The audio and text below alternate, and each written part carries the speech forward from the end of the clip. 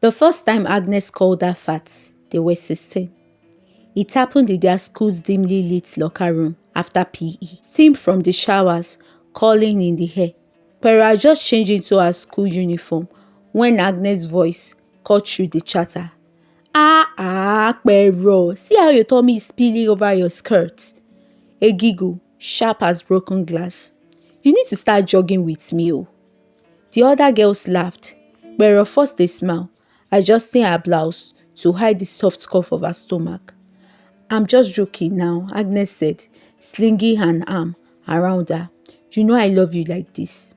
Pero did know. That was the problem. The lecture hall buzzed with pre-class chatter. Pero sat in as usual spot, scribbling notes from last week's tutorials. Agnes arrived in a whirlwind of vanilla perfume and hair extension, sliding into the seat beside her.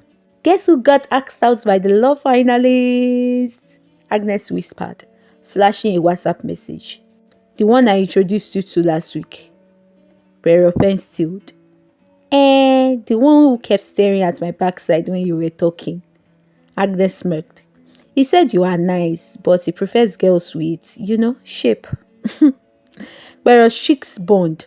3 times this semester, 3 different boys she had liked, all now orbiting Agnes like satellites. Don't give me that face, Agnes sighed. Men are usual creatures. If you lost maybe 15. Professor is here, Pero interrupted.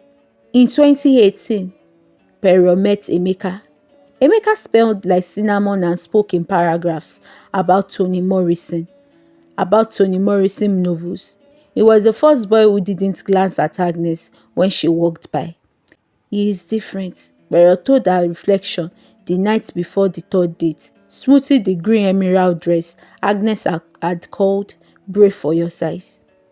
She didn't see the DM Agnes sent Emeka that afternoon. A swimsuit mirror pic with thinking of getting a gym membership unless you have better ideas. When Emeka ghosted a week later, Agnes brought ice cream. It's lost, she said, licking chocolate off her finger. Besides, you deserve someone who loves you as you are. Pero stared at the stretch marks on her thighs and said nothing. The breaking point was when Mark proposed to Agnes on a Tuesday. Pero found out via Instagram a diamond ring glittering against Agnes' manicured finger. The caption, when you realize your best friend taste in men is elite. Hashtag mine now. Her phone buzzed immediately. Surprise! Agnes' voice chilled through the speaker. I wanted to tell you first, but the video was just too perfect. You are my chief bridesmaid, Abby. In the background, where her head Mark chuckled. The same laugh that had warmed her when he had whispered, you are perfect, against her collarbone 2 months ago. Pero, you are there? I am happy for you, Pero lied. That night, she blocked both their numbers. Then, she opened her laptop and began typing an email to Mark's company HR, attaching screenshots of his midnight texts. Subject, concerning Mr. Mark Adebayo's conduct. The cursor blinked. Pero deleted the draft. Revenge wouldn't heal like this, but something else might. The envelope arrived on a Thursday. Thick cream cardstock gold foil. Lettering that cuts the afternoon light.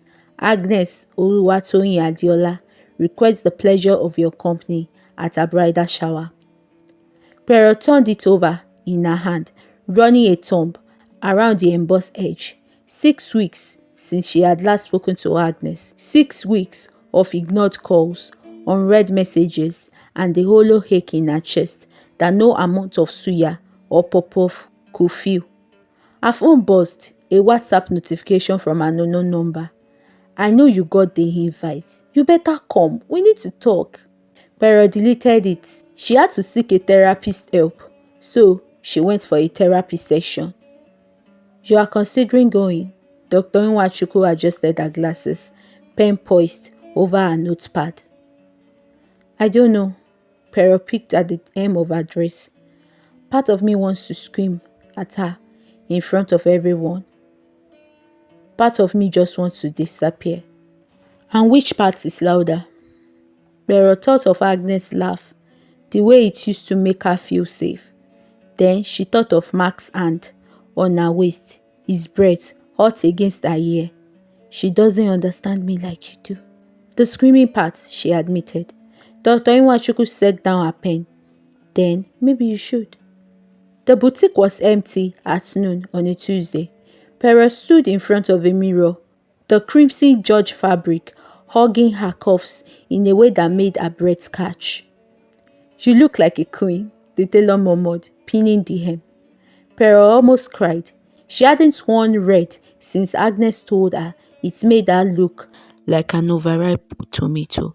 Pero, Agnes' mother's voice was strained. I know things are difficult, but family is family. You will come to the shower, Abi. Pero clenched her phone. Auntie, with all due, you were always the one who saw her clearly. Pero hung up. The Grandeur Hotel ballroom smelled like gardenias and champagne. Pero stood in the doorway, watching Agnes' old coat in a white lace dress that cost more than 3 months of Pero's rent. Pero! Agnes' smile didn't reach her eyes. You came. The room quieted. 50 pairs of eyes tracked Pero's every move. I did. Pero accepted the glass of wine a waiter offered. Wouldn't miss my best friend's big day. Agnes' grip on her champagne flute tightened. And most of all, thank you to my ride or die, Pero. Agnes raised her glass, her voice saccharine. The one who introduced me to Mark. Even if she couldn't keep him. Polite laughter rippled through the crowd. Pero's fingers tightened against her clutch. Then she stood. The room fell silent. You are right, Agnes, Pero's voice carried. I couldn't keep him, just like I couldn't keep Emeka or Tunde or any of the other ones. Agnes' smile froze. This isn't the time. Because you made sure of it, Pero pulled out her phone. Every single time. A collective inhale. Pero don't. Pero tapped her screen. Mark's voice filled the room. Teeny but unmistakable. Agnes is exhausting. All she cares about is how things look. You are real. Gasped. Someone dropped a glass. Agnes lunged, but her mother caught her arms. Enough! Pero met Agnes' gaze.